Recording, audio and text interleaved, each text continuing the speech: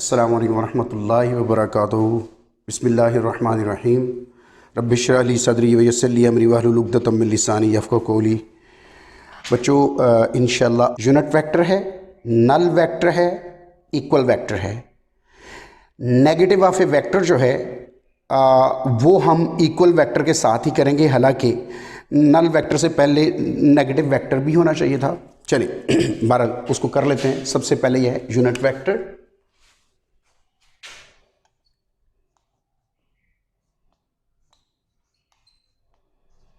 Unit vector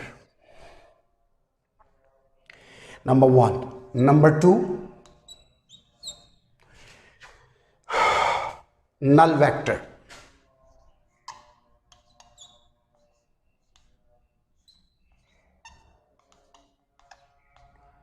number 3 equal vector.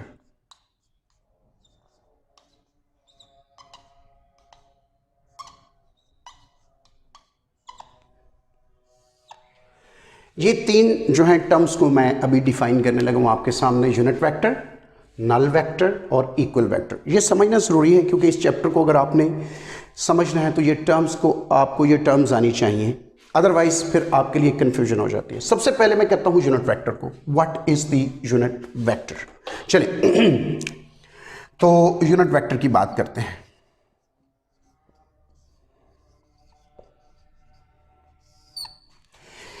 इसके unit vector के नाम से ये जो चीज़ों, ज़ाहिर है साइंस में जो चीज़ों के नाम रखे जाते हैं इनकी कोई रीज़न होती है। ऐसे ही नहीं होता कि जोन सा मर्जी जो है नाम उठा के आपने रख दिया है, ऐसा नहीं होता। हम इनके जो साइंसदान नाम रखते हैं, जो इनकी आप ये कह लें कि कमेटी होती है इंटरनेशनल, वो इनके नाम रखती है और उनके रीज़न्स होती हैं। बगैर रीज़न के नाम नहीं होते। ऐसे नहीं जिस तरह मर्जी उठा के आपने रख दिया। ये अब जब रिसर्च करेंगे तो उसमें मतलब जब आप MSc MPhil PhDs करते हैं, रिसर्च की तरफ जाते हैं, रिसर्च डिग्रीज़ करते हैं, तो उसमें फिर आप इन चीज़ों को बड़े आम तौर पर यूज़ करते हैं। सीखते नहीं हैं, सीख तो आप यहीं पर लेते हैं, फिर आप यूज़ करते हैं। आप नई नई क्वांटिटीज़ को डिफ़ाइन करते हैं, ठीक है जी, उनके खुद ही नाम रखते हैं और आपको पता होता है कि आपने नाम इसका क्यों रखा है। चलिए यूनिट वेक्टर, इसके नाम से बिल्कुल पता चल रहा है। यूनिट का मतलब जो है ये क्या होता है, this means one. Unit one. Vector, vector के मतलब आपको पता है वेक्टर क्या होता है, जिसका मैग्नीट्यूड और उसकी डायरेक्शन हो। लेकिन ये वो वेक्टर है, ये वो वेक्टर है, यानी यूनिट वेक्टर कौन सा वेक्टर होगा, ये वो वेक्टर होगा कि जिसका मैग्नीट्यूड 1 होगा। वेक्टर जो है, इस यूनिट वेक्टर जो है, ये इसकी डेफिनेशन क्या है, a vector whose magnitude is 1। A vector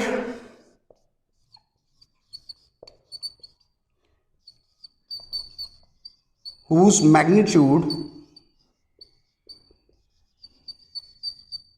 is 1। ठीक है जी, ये इसकी डेफिनेशन है, a vector whose magnitude is 1। अब बात करते हैं कि इसका आगे जो डेफिनेशन, इसका अब यूज क्या है, इस तरह के वेक्टर का यूज क्या है। ठीक है, यहां पर आगे इसके अंदर फिक्रा लिख देते हैं आगे, तो ये बात कंप्लीट हो जाएगी। A vector whose magnitude is 1 is known as unit vector, is known as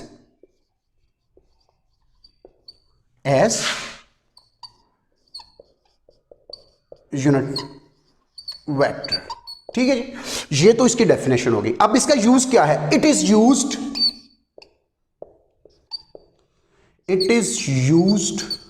to represent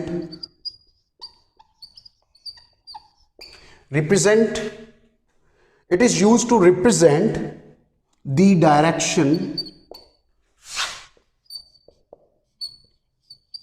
direction of a vector. यानी ये किसी वेक्टर की डायरेक्शन को शो करने के इस्तेमाल होता है। जिस तरह के मैंने अभी जो पीछे काम किया था कि वेक्टर ए है ना, तो इसको कैसे डिफाइन किया जाता है, इसके मैग्नीट्यूड के साथ और इसकी डायरेक्शन के साथ। यानी ये वेक्टर है, ये उसका मैग्नीट्यूड है और ये उसकी डायरेक्शन है। ये है यूनिट वेक्टर जो कि इस वेक्टर की डायरेक्शन को शो कर रहा है। यानी ए हैट जो है, A hat is representing the direction of the vector A. A is magnitude, right, and A hat is the direction, means it is the unit vector actually.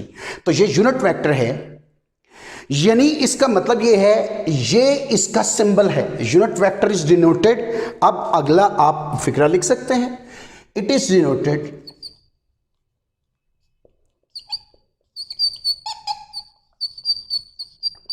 denoted by letters with hat।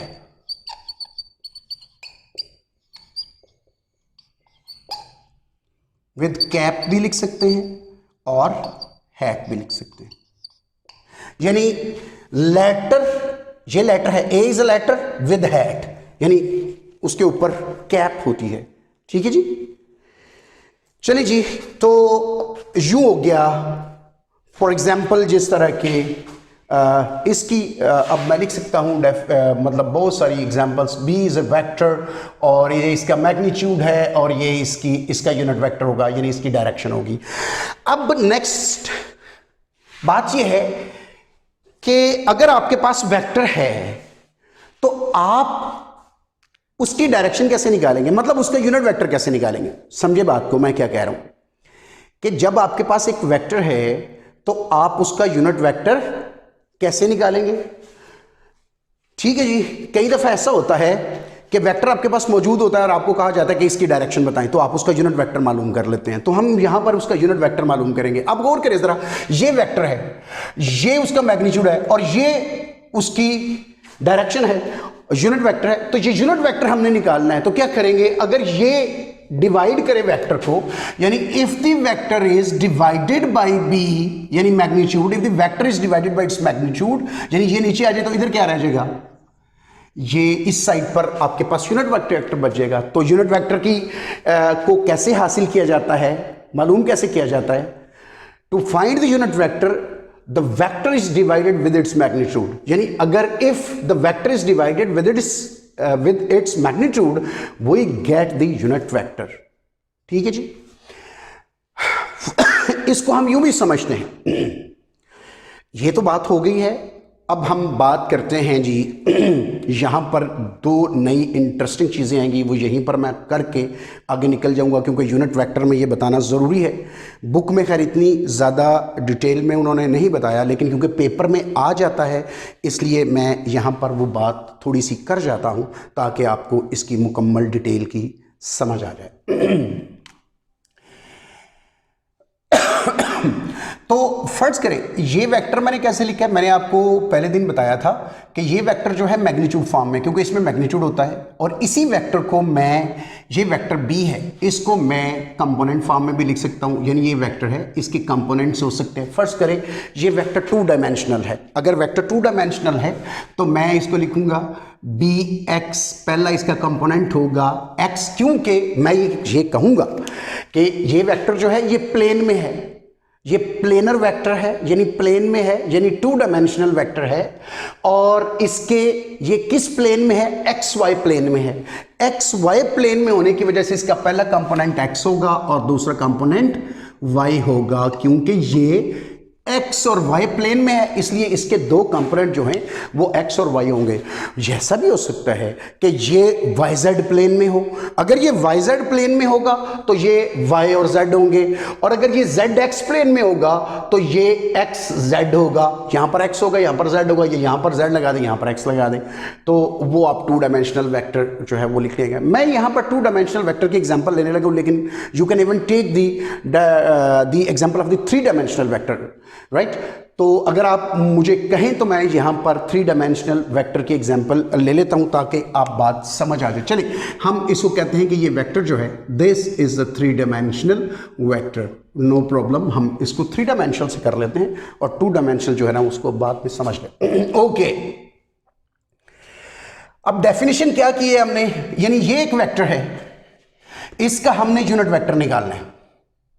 हम क्या करेंगे, vector को divide करेंगे इसके magnitude से। अब problem ये है कि इसका मैग्नीट्यूड कैसे मालूम किया जाए, यानी ये तो मैग्नीट्यूड फॉर्म है, इसमें तो मैग्नीट्यूड का हमें पता था, यानी इसका बी निकालना है, बी हमने वेक्टर का निकालना है, इस वेक्टर का यहां पर लिख देते हैं, इसमें हमने बी निकालना है। इस मैग्नीट्यूड को यूं भी लिखते हैं मॉड, यानी बी मॉड। लिखने का एक मतलब है कि यहां पर मैं इसको बहुत ज़्यादा डिटेल में बयान नहीं करूंगा कि मैग्नीट्यूड, ये जो मॉड है लाइंस का मतलब होता है कि बी नेगेटिव नहीं है। मॉड लिखने का मतलब सिर्फ ये है कि बी जो है ये नेगेटिव नहीं है, ये हमेशा पॉजिटिव होता है। यानी यूं समझें आप, यूं कह लें कि magnitude of a vector can never be negative. किसी भी वेक्टर का जो मैग्नीट्यूड है वो नेगेटिव नहीं होता, नेगेटिव का ताल्लुक उसकी डायरेक्शन से होता है। ठीक है, ये बात आपने याद रखनी है। तो ये आप इसकी ब्रैकेट्स लगाएं या ना लगाएं, मतलब आप अगर ब्रैकेट्स लगाते हैं वेल, नहीं लगाते, अगर आप इसको सिर्फ बी भी लिख देंगे तो ओके, इट्स ओके, कोई प्रॉब्लम नहीं है। तो हम मैग्नीट्यूड कैसे निकालते हैं, ये मैं आज आपको ये बताऊंगा कि इसका मैग्नीट्यूड कैसे निकालते हैं। वेक्टर के कंपोनेंट्स हैं, इनको हम क्या करेंगे, इनके लेंगे स्क्वायर। मैग्नीट्यूड लेने का तरीका बता रहा हूं कि इनके क्या लेंगे, स्क्वायर्स। 3 कंपोनेंट है, तीनों के स्क्वायर ले लें, यानी बी एक्स एक कंपोनेंट है, ये कंपोनेंट है, ये कंपोनेंट है, ये उसके कंपोनेंट की डायरेक्शन है। सो मैं डायरेक्शन की बात नहीं कर रहा, मैं कह रहा हूं कंपोनेंट का स्क्वायर ले, डायरेक्शन का स्क्वायर नहीं लेना, यानी इसके कंपोनेंट का सिर्फ स्क्वायर लिया है, बी एक्स स्क्वायर। ठीक है, ये बी एक्स पूरा एक नंबर है, यूं ना समझे कि ये बी जो है ये अलग है और एक्स अलग है, no, B x is a complete number, मतलब ये कोई नंबर है जिसका मैंने स्क्वायर लिया है।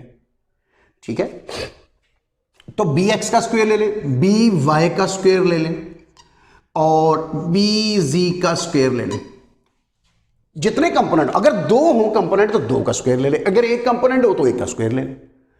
तो जितने भी कंपोनेंट हो उनको आप स्क्वायर ले लें। जब स्क्वायर ले लें फिर इनको ऐड कर दें,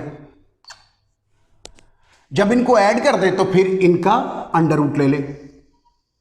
तो ये 3 स्टेप आपने करने होते हैं मैग्नीट्यूड निकालने के लिए। सो ये मैग्नीट्यूड निकल आया है। मैग्नीट्यूड कैसे निकालेंगे, square the component, square the components, यानी कंपोनेंट्स का स्क्वायर ले लें, ऐड देम, उनको ऐड कर लें, यानी तीनों स्क्वायर्स जितने भी कंपोनेंट्स हैं, 2 कंपोनेंट्स हैं तो 2 को ऐड कर ले, 3 हैं तो 3 को ऐड कर ले।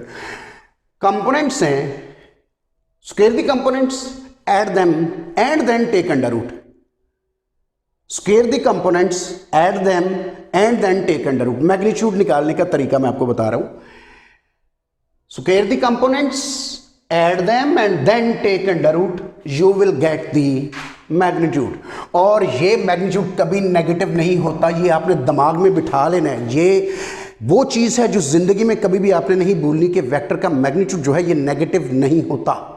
ये शॉर्ट क्वेश्चन भी एक्सरसाइज के अंदर कि can the magnitude a vector be negative, तो आप लिखेंगे कि no, the magnitude of a vector can never be negative. ठीक है, उसकी आगे रीजन है कि कैसे क्यों नेगेटिव नहीं होता, तो इसकी रीजन मैं अभी यहां पर बयान नहीं कर रहा। तो अब देखें, मैंने मैग्नीट्यूड निकाल लिया जी, वेक्टर का मैग्नीट्यूड मैंने निकाल लिया है, यानी इसको मैंने आपको पहले बताया कि इसके गिर्द ये लाइनें भी लगी होती हैं, ज़रूरी ये लाइनें भी शो करके लगा लें या बी लगा लें। बुक्स मुख्तलिफ तरीके से लिखती हैं, ठीक है, इंटरनेशनल बुक और आपकी बुक ने मॉड लगाया हुआ है। ठीक है जी, इसलिए मैग्नीट्यूड जो है ना आपकी बुक ने कहीं लगाया हुआ है, कहीं नहीं लगाया हुआ। ओह माय गॉड, तो इसलिए आप भी, मैंने भी एक जगह पर लगाया है, यहाँ पर लगाया और इसको इसके बराबर कर दिया। सो मतलब ये समझाने का मतलब यह है कि लगा भी सकते हैं इसको, अगर ना लगाएं तो अंडरस्टूड है कि ये मॉड लगाने का मतलब यह है कि मैग्नीट्यूड नेगेटिव नहीं है। तो जब आपको पता है वैसे ही मैग्नीट्यूड नेगेटिव नहीं है तो आप मॉड ना लगाएं, वैसे ही लिख दें कि बी इज ए मैग्नीट्यूड, तो ये नेगेटिव नहीं है। चलिए जी, तो अब इसका डायरेक्शन वेक्टर कैसे मालूम होगा, बी का यूनिट वेक्टर कैसे मालूम होगा कि अगर मैं वेक्टर बी को डिवाइड कर दूं उसके मैग्नीट्यूड से। वेक्टर क्या है, बी वेक्टर क्या है, B x i hat plus B y j hat plus B z k hat divided by its magnitude. ये मैग्नीट्यूड है, B x square plus B y square plus B z square. So this is the unit vector. तो ये unit vector मालूम करने का तरीका है। पहले हमने डेफिनेशन मालूम की थी, ये डेफिनेशन है इसकी, दिस इज द डेफिनेशन, बल्कि डेफिनेशन से मतलब है तरीका निकालने का, it is not the definition actually, ये तरीका है निकालने का, method to find out the unit vector. यानी आप यूँ कह सकते हैं कि how the unit vector of a vector be found. तो ये कैसे निकाला जा सकता है, तो आप यूँ करेंगे, how can the magnitude unit vector of a vector can be found. तो आप उसका मैग्नीट्यूड यूनिट वेक्टर यूँ निकाल सकते हैं कि when vector is divided by its magnitude, तो वेक्टर को उसके मैग्नीट्यूड से डिवाइड कर दें, you will get the direction. तो ये जो सारा ये दिस इज ऑल, ये है डायरेक्शन ऑफ ए वेक्टर। अब आप कहेंगे कि ये तो बड़ी कम्प्लेक्स है यार, और मैंने तो कहा था कि ये थीटा होता है। मैंने कहा नहीं था, मैंने कहा था direction of a vector theta होता है, और आप कहेंगे यार ये कौन सा थीटा है, लेकिन ये थीटा है। आपको समझ आएगी जब हम इसको करेंगे तो ये वाकई थीटा होगा, ये मैं आपको यकीन भी दिलाऊंगा। बस थोड़ा सा आगे चलेंगे, चलें जी। So this is all about the unit vector. मैं यूनिट वेक्टर के ऊपर फर्दर नहीं बोलना चाहता, तो यूनिट वेक्टर मैंने इसको एंड कर दिया है।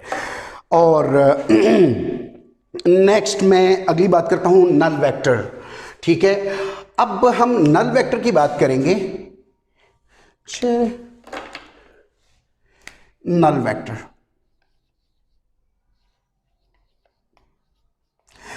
नल वेक्टर के नाम से भी जाहिर है नल जिसका मैग्नीट्यूड 0 हो, यानी यूनिट का मतलब है 1 और नल का मतलब है 0। नल का मतलब क्या होता है? 0। तो ऐसा वेक्टर जिसका मैग्नीट्यूड 0 हो, ठीक है जी। इसी तरह लिख दें अ वेक्टर, जिस तरह ये लिखा है, a vector whose magnitude is 1 is known as unit vector. इसको लिख देंगे a vector whose magnitude is 0 is known as null vector. अब इसके आगे नहीं लिखेंगे कि it is used to represent, ये नहीं करेंगे, ठीक है जी। इसको बहरहाल इतना ही लिखेंगे, नल वेक्टर को लिखेंगे। अब बात यह है कि ये तो हमने नहीं लिखा कि it is use to represent the direction, क्योंकि ये जो नल वेक्टर है इसका यूज ये नहीं है, इसका यूज है वो यहां पर मैं अभी उसका बताऊंगा नहीं, क्योंकि आपकी बुक ने इसके ऊपर डिटेल्स नहीं शो की, लिखी नहीं है, इसलिए मैं इसके ऊपर बहुत ज़्यादा डिटेल्स नहीं लिखूंगा। चलिए, लेकिन अब बात ये है कि पहले ये है कि लिखा कैसे जाता है, ये अब आगे। एक तो आप इसकी डेफिनेशन खुद ही लिख देंगे, मैं सिर्फ आपको ये बताता हूं कि ये लिखा कैसे जाएगा। इट जिस तरह ये है कि it is denoted by the letter with cap और हेड। तो ये कैसे लिखा जाता है? नल वेक्टर को कैसे लिखते हैं कि आप डालें 0, ये इसको ओ भी कहते हैं या 0 भी कहते हैं, ठीक है। 0 डालें और उसके ऊपर लाइन डाल दें तो ये आपका नल वेक्टर हो जाएगा। So null vector will always be represented by O with line, ठीक है ना। यानी O को लिखे ऊपर लाइन लगाए। कुछ बुक्स ने इसको 0 लिखा होता है, यूं करके यूं लिखा होता है। तो ये भरल हर बुक की अपनी रिप्रेजेंटेशन होती है, इससे कोई फर्क नहीं पड़ता। लेकिन इंटरनेशनली बुक्स जो हैं इसको O लिखती हैं, 0 नहीं लिखती, O लिखती हैं।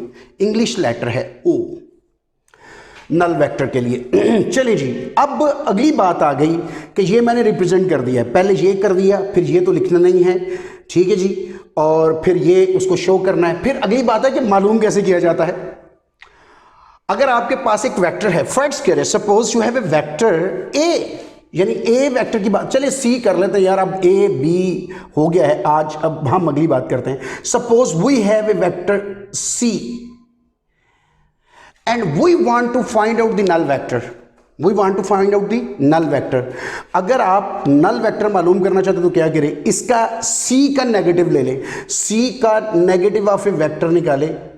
यहाँ पर पीछे हमने देखा था, ये नेगेटिव नंबर को मैंने सिर्फ इसके साथ मल्टीप्लाई किया, तो असल में नेगेटिव नंबर ने वेक्टर को किया क्या है कि वेक्टर अगर यूं था तो उसकी डायरेक्शन को चेंज कर दिया है 180 पर। तो नेगेटिव ने इसके साथ किया क्या है, सी का जब आप नेगेटिव निकालेंगे, नेगेटिव सी निकालेंगे, तो वो जस्ट उसकी डायरेक्शन चेंज करेगा, मैग्नीट्यूड वही रहने देगा, मैग्नीट्यूड को कुछ नहीं कहेगा, सिर्फ अपनी डायरेक्शन रिवर्स करनी है।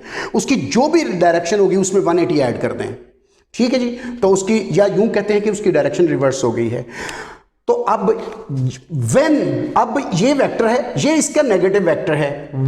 अब नल वेक्टर हासिल कैसे किया जाता है कि null vector is obtained when vector, null vector is obtained when vector is added into its negative vector, या यूं कह लें, उलट कह लें कि when the negative of a vector is added to the vector, null vector is obtained। इधर से यूं पढ़ लेंगे, यहां से यूं पढ़ लें, तो ये बात एक ही है। तो अगर इधर से यूं पढ़ेंगे तो हम कहेंगे null vector is found, the null vector is equal to the vector plus negative of a vector. ठीक है, the null vector is obtained when the vector is added to its negative vector. ठीक है जी। तो ये हो गया null vector. इसकी अभी बात हम यहां पर नहीं करेंगे, इसके यूजेस बहुत ज़्यादा हैं, लेकिन फिलहाल इसके यूजेस हम यहां पर नहीं करेंगे। सो ये आल हमारे पास ये हो गया है। अच्छा, दूसरी एक इंपॉर्टेंट चीज इसमें मैंने आपको बताई कि क्योंकि ये वेक्टर, अब आप कहेंगे यार ये नल वेक्टर है, इसकी डायरेक्शन क्या होती है, ये इंपॉर्टेंट चीज है। यहां पर ये फिक्रा लिखेंगे कि इसकी डायरेक्शन जो होती है ना, ये आर्बिट्रेरी होती है। आर्बिट्रेरी डायरेक्शन का मतलब होता है कि ये वो जिसको इमेजिन ना किया जा सके, यानी आप ऐसा नहीं कर सके कि नल वेक्टर की कोई डायरेक्शन बताएं, सी की भी डायरेक्शन है, माइनस सी की भी डायरेक्शन, लेकिन जब इन दोनों को ऐड किया जाएगा तो ओ की डायरेक्शन ऐसी नहीं है जिसको बताया जा सके कि ये किधर है, इधर है, इधर है, इधर है, इधर है। नो, ये आर्बिट्ररी डायरेक्शन है, इसको शो नहीं किया जा सकता, इमेजिन नहीं किया जा सकता। This cannot be imagined, right? So arbitrary, ये हमेशा नल वेक्टर की जो डायरेक्शन होती है ये आर्बिट्ररी डायरेक्शन होती है। फिजिक्स में इसको शो नहीं किया जा सकता, ठीक है ना जी। तो इसलिए ये नल वेक्टर हो गया। So its direction cannot be imagined और its direction is arbitrary. Its direction is arbitrary, ठीक है जी। आर्बिट्ररी इसकी डायरेक्शन होती है, यानी which cannot be imagined, which cannot be shown, यानी उसको जाहिर नहीं किया जा सकता। जाहिर है जिसको सोचा जा सकता है उसको जाहिर भी किया जा सकता है, तो सोचा ही नहीं जा सकता। ओके, नाउ अगला और आखिरी बात रह गई है, इक्वल वेक्टर की बात रह गई है। और इक्वल वेक्टर के लिए अब हम क्या करेंगे, इक्वल वेक्टर होने के लिए क्या करेंगे, इक्वल वेक्टर्स। इक्वल वेक्टर्स यानी दो वेक्टर्स आपके पास, 2, 3, 4, 10, 20, 50 भी हो सकते हैं, लेकिन हम दो की बात करते हैं। दो वेक्टर कब इक्वल होते हैं? वेक्टर के अंदर दो चीजें होती हैं। क्या क्या चीजें होती है वेक्टर में? हमें अभी बताया था कि वेक्टर में उसका मैग्नीट्यूड होता है और उसकी डायरेक्शन होती है। तो दो वेक्टर कैसे बराबर होंगे? अगर उनके मैग्नीट्यूड भी बराबर हो और डायरेक्शन भी बराबर हो। The two vectors are equal if their magnitude directions are same. If their magnitudes and directions are same then the both vector will be equal. मतलब एक वेक्टर ए है और एक वेक्टर बी है। If we have two vectors, these two vectors, यानी यूं है कि ए वेक्टर का मैग्नीट्यूड है और ए वेक्टर की डायरेक्शन है, बी वेक्टर का मैग्नीट्यूड है और बी वेक्टर की डायरेक्शन है। और ए बी के बराबर कब होगा? दो कंडीशंस है। If A magnitude is equal to the B magnitude and A unit vector यानी डायरेक्शन जो है वो बी की डायरेक्शन के बराबर हो। तो two vectors are equal if and only if their directions and magnitude, their magnitudes and directions are the same. तो वेक्टर जो हैं वो इक्वल होते हैं। अच्छा, ये वेक्टर तो इस तरह इक्वल हो गए। इसकी आगे बहुत थोड़ी सी डिटेल मौजूद है, लेकिन आपकी बुक ने बहुत शो नहीं किया। मुझे शो करना चाहिए, आपको बताना चाहिए, लेकिन मैं फ़िलहाल इसको इधर, एक तरीका तो ये है कि इसको छोड़ दूँ यहीं पर क्योंकि टाइम ज़्यादा हो गया है तो आई मस्ट स्टॉप हियर। और इंशाल्लाह चलें नेक्स्ट लेक्चर में मैं कोशिश करूँगा कि इसको थोड़ा सा आपको बयान कर दूं कि क्योंकि ये वेक्टर देखें मैग्नीट्यूड फॉर्म में है, अगर वेक्टर जो है वो कंपोनेंट फॉर्म में, चले इस फॉर्म में तो आपने दो वेक्टर को इक्वल कर लिया, दो कंडीशंस भी बता दी। अगर वेक्टर यूं हो फिर क्या होगा, तो ये मैं नेक्स्ट लेक्चर में बात करता हूँ इंशाल्लाह। नेक्स्ट लेक्चर में आपसे मुलाकात होगी बच्चों। इन टॉपिक्स को, ये जो डेफिनेशंस मैं लिख रहा हूँ, एक डेफिनेशन मैंने लिख दी है, दूसरी डेफिनेशन आप खुद लिख रहे हैं, तीसरी भी खुद लिख सकते हैं आप, ठीक है। तो आप इसकी खुद कोशिश करें, और अगर आपको इनकी चीज़ों की ज़रूरत पड़े, इनकी डेफिनेशंस की, तो फिर मैं इसकी डिटेल आपको बता भी सकता हूँ, तो उसकी डेफिनेशन बस बता सकता हूँ। सो आज के लिए इतना ही। Thank you very much. We will see you, I will see you in the next lecture इंशाल्लाह। तो अल्लाह हाफिज़।